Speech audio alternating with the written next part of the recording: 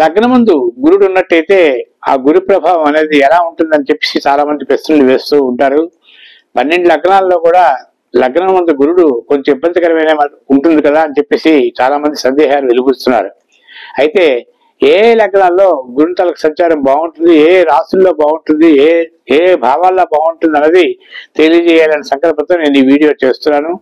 కన్యా లగ్నంలో 7వ స్థానమైనటువంటి మీనరాశిలో గురు సంచారం జరుగుతున్నప్పుడు అది గురుని కలిసి నక్షత్రం అవుతుంది. వివాహపు ఆలస్యాలు జరుగుతాయి. వివాహం సాధారణంగా ఆ ప్రయత్నాలను కొంచెం కొనసాగడం కష్టంగా ఉంటుంది. 7వ స్థానంలో కళత్ర స్థానం అంటారు. ఆ కళత్ర స్థానంలో గురు సంచారం జరుగుతున్నప్పుడు కన్యా లగ్నానికి గురుడు అంత యోగప్రదుడు కాడు కాబట్టి 7వ స్థానంలో గురు సంచారంలో జరుగుతున్నది కాబట్టి దశ అంతర్దశలో వివాహం కావడం కొంచెం కష్టంగా ఉంటుంది.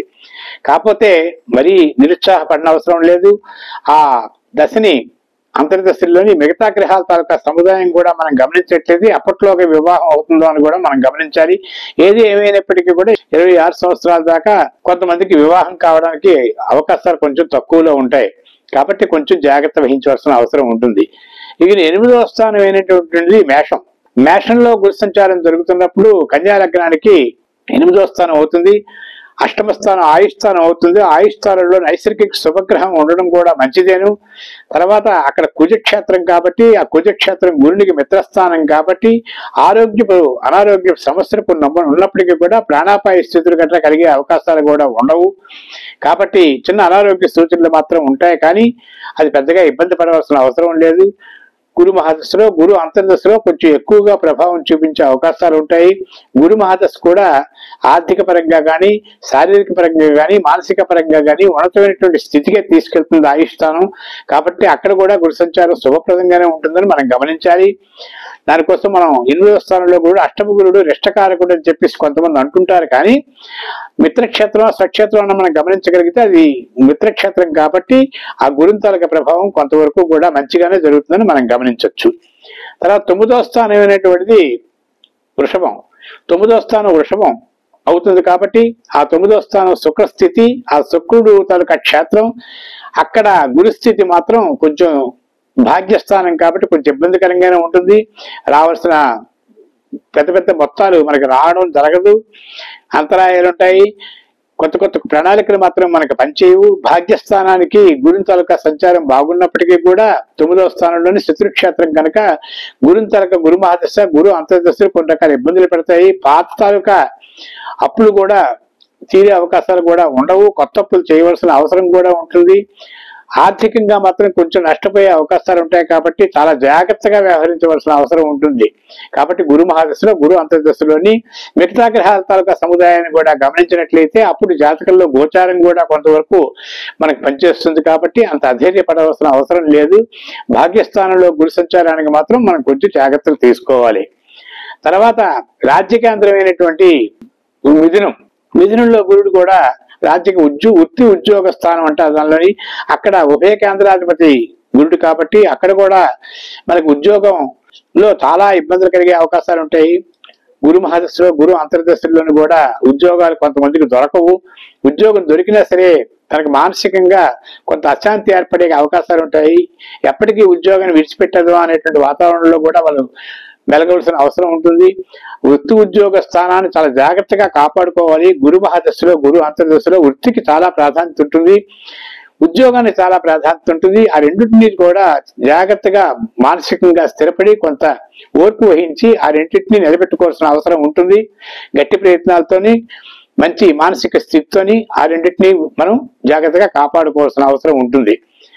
అది ఉద్యోగం పోదు, కొంతమందికి ఉద్యోగాలు వచ్చే అవకాశాలు కూడా ఉంటాయి, కానీ వాటిని నిలబెట్టుకునేటువంటి సామర్థ్యం మాత్రం ఆ తాలూకా సంచారంలో మాత్రం తప్పనిసరిగా మనం గమనించి కన్యా లగ్న జాతకులకి వృత్తి ఉద్యోగ స్థానంలో చాలా ఇబ్బందులు ఉంటాయి కాబట్టి గమనించవలసిందిగా కోరుతున్నాను. తర్వాత 11వ స్థానం కర్కాటకం అవుతుంది. కర్కాటక రాశిలో గురుడు ఉచ్చస్థితి కలిగి ఉంటాడు కాబట్టి కన్యా రాశికి అది 11వ స్థానం అవుతుంది. కన్యా లగ్నానికి కన్యా లగ్నం 11వ స్థానంలో అవుతుంది కాబట్టి శుభ ఏకాదశ స్థాన ఫలం లభేత అంటారు. అక్కడ గురు మహాదశ గురు అంతర్దశలు గొప్పగా ఉపయోగపడతాయి. ఆకస్మిక ధనయోగం కలుగుతుంది. తర్వాత పెద్ద పెద్ద ప్రణాళికలన్నీ కూడా పనిచేస్తాయి.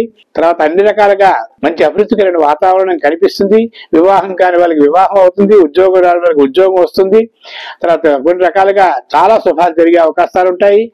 సంతానం లేని వాళ్ళకి సంతానం కలిగే అవకాశాలు కూడా ఉంటాయి. 11వ స్థానంలో నైసర్గిక శుభగ్రహం పుష్టి పొంది ఉంటుంది కాబట్టి కొంచెం శుభంగానే ఉంటుందని మనం భావించవచ్చు. తర్వాత వ్యయ స్థానం అయినటువంటి సింహం 12వ స్థానం. 12వ స్థానంలో గురు సంచారం కూడా అది కన్యా లగ్నానికి సింహం 12 అవుతుంది. సింహం మిత్రక్షేత్రం అవుతుంది కాబట్టి శుభవ్యయమే జరుగుతుంది, దుర్వ్యయం కాదు. కాబట్టి ఆర్థికపరమైనటువంటి ప్రణాళికలు కొంత అనాలోచిత వ్యవహారాలకి కొంత ఖర్చు అయ్యే అవకాశాలు ఉంటాయి. అది వ్యయ స్థానం అంటే ఏదో విధంగా వ్యయం అవుతుంది. రూపాయికి 80 పైసలు నష్టపోయే అవకాశాలు కూడా ఉండవు.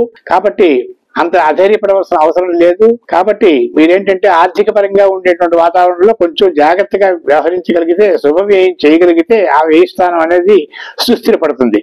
ఒక ప్రణాళికాబద్ధమైనటువంటి జీవనాన్ని కొనసాగించాలి. కాబట్టి ఆర్థికంగా మాత్రం మీరు ఎదగడానికి మాత్రం కొన్ని రకాల ప్రణాళికలు పెద్దగా వేయకూడదు. అది జాగ్రత్తగా గట్టెక్కించుకోవాల్సిన అవసరం ఉంటుంది. వ్యయ స్థానానికి చాలా ప్రాధాన్యత ఉంది. అనారోగ్య సమస్యలు కూడా కొన్ని ఉంటాయి. కాకపోతే మిత్రక్షేత్రం కనుక అవి కూడా సమస్యపోయే అవకాశాలు ఉంటాయి. ఎవరు అధైర్యపడవలసిన అవసరం లేదు. ఈ విధంగా కన్యా లగ్నంలో ఉండేటువంటి గురు సంచారం 12 రాశుల గురించి చెప్పాను. వ్యయ స్థానం గురించి కూడా మీరు అంతగా కాదు. ఇక్కడ ఏమైనా కొన్ని ఇబ్బందులు ఉన్నట్టయితే ఆ గురువు తాలూకా ముహూర్త విభాగంలో గురువు తాలూకా దశలోని గురువు తాలూకా అంతర్దశలోని 5 పావులు శనగలు ఒక పసుపచ్చ వస్త్రంలో కట్టి అందులోని అరటికాయలు, తోటకూర వంటి కూరగాయలను పెట్టి అది ఒక పంతులు ఒక వేద విధులకి పాద ప్రక్షాళన చేసి అతనికి గొడుగు, చెప్పులు దానం ఇచ్చి ఈ ప్రకారంగా ఈ పళ్ళెంతోని ఉండేటువంటి పదార్థాలని అన్నింటినీ కూడా ఈ సామాన్లన్నింటినీ కూడా ఆయనకి దానంగా ఇచ్చి అతనికి గురి ప్రభావంకి ఆశీర్వదించమని చెప్పేసి కోరాలి మనం. ఆ ప్రకారంగా బ్రాహ్మణ ఆశీర్వాదంతో గురువు తాలూకా ప్రభావం కొంత మనశ్శాంతిని ప్రసాదిస్తుంది. నవగ్రహాలకి చుట్టూ 9 దర్శనాలు చేసి ఈశ్వరాభిషేకం చేయించుకున్నట్లయితే వ్యయ స్థానంలో ఉండే గురు ప్రభావం చాలా వరకు మనకి తగ్గుతుంది. ఈ విషయం మీరు గమనించాలి. కాబట్టి మళ్ళీ మరోసారి మరొక లగ్నం గురించి మీకు గురువు తాలూకా ప్రభావం తెలియజేస్తాను. అంతవరకు సెలవు. మీ ఇప్పుడు నరసింహ శర్మ.